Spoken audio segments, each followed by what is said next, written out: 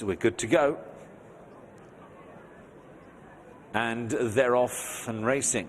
Clumsy sort of start from Crimson King. Blue Nose Bell was just slowly away. And away nice and sharply was Buxted 2, who disputes the lead early with Mil Milia. And now from a high draw, Angel on High is sent forward as well. And also Merhib, who came out of stall 11 out wide, is moving handier as well. So those two drawn highest of all, Angel on High, Buxted 2, Angel on High and Merhib, but now both being joined by Daniel Deronda, who now becomes the latest new leader. Mil Milia in behind them in 4th place. Buxted 2 settles down in 5th. Then a small break to Light in the Sky, who heads the remainder. Legendary Day is up on the outside of Dinu. Then comes Blue Nose Bell, Eloso further back, Crimson King to the rear end of the field, and Glorious Zoff is another of those early back markers as they head on then down the far side of the racecourse. Daniel Deronda leads by a neck or so to Merhib in 2nd place. Angel on High and Buxted 2 a 3rd and 4th. Mil Milia racing along in 5th place. Legendary Day races next. Legendary Day with Light in the Sky still mid-division. Blue Nose Bell next. Dinu has not made a forward move just yet. Dinu racing with 3 behind at this moment. Eloso being one of them. Glorious Zoff another. And Crimson King is the back marker. Moving now towards the far turn. About to go. Right hand down, heading towards the final half mile of the contest. Daniel Deronda then and Merhib. These two still separated by just a neck at the head of affairs. Passing the half-mile marker with Angel on High and Buxted 2, 3rd and 4th. Mil Milia and Legendary Day, 5th and 6th for those two.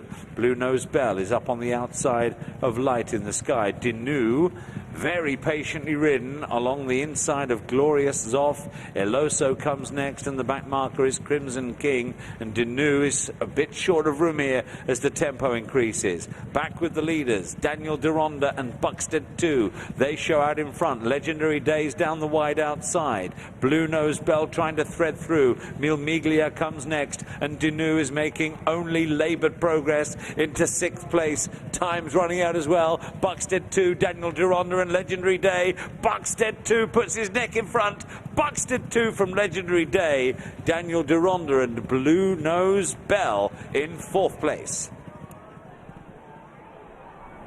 Was the furthest that he's been in recent times, has Buxted 2. But in a race that was a little bit stop-start at points down the back straight, it looked like they had just slackened it a little bit before winding it up. Buxted 2 was in a good position under Kieran O'Neill to take advantage, and he looked like he was going to be particularly dangerous as they were coming in to the home straight. It was an interesting race because Daniel Deronda, who'd been held up last time to come with a late rattle, well, nothing was left to chance this time, and as he went straight on with it, did Stefano Kirky from stall 8, and it looked like he was riding a particularly good race in front. But at this point, Buxted 2 is just starting to take off and has ultimately ground down Daniel Deronda in good style. A record of 2 from 22 tempered your enthusiasm a little bit coming into it, but it's good to see him grab another win and good to see himself open up new options for it. I'll be interested to talk to Kieran O'Neill about the pace of the race and how he felt it was run, and a particularly good run on the return to the level from Legendary Day, who has got up for 2nd in front of Daniel Deronda. But Buxted 2, the winner. Jess, a nice performance under Kieran O'Neill for Ian Williams. Yeah, 3rd career success for Buxted 2, and the 2nd over this all-weather season.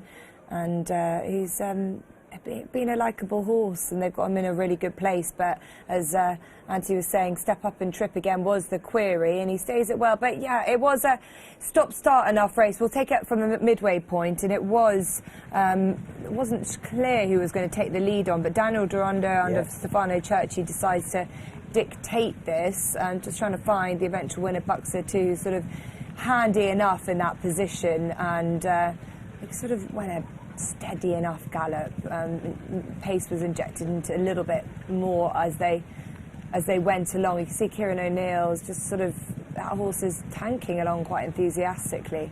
Yeah, no, absolutely. I think it really paid to be prominent. The first 3 were in the first 6 throughout. The winner is in 4th place at the moment. The eventual 2nd is in 6th place, and that's the worst that had ever been. And the eventual 3rd, who was given a really good ride, but I thought by Stefano Churchi, was in the lead and has sort of dictated. And there was a moment where I thought he might repel the challenges. He moved up, and anyway, he'd had every chance and been given a really good run. If you back the favourite, I think you'd be frustrated, because this was a race where it definitely paid to be somewhere near the pace, and he stayed on for 5th in the closing stages, but was never, I mean, basically never ever going to get there. The horse who he overtakes is Blue Nose Bell, and that was never worse than 7th early on. So the only horse really who's made any headway is Dino, and the race just happened, you know. Basically, the race happened up front, and he was not. The way the race panned out, he wasn't best not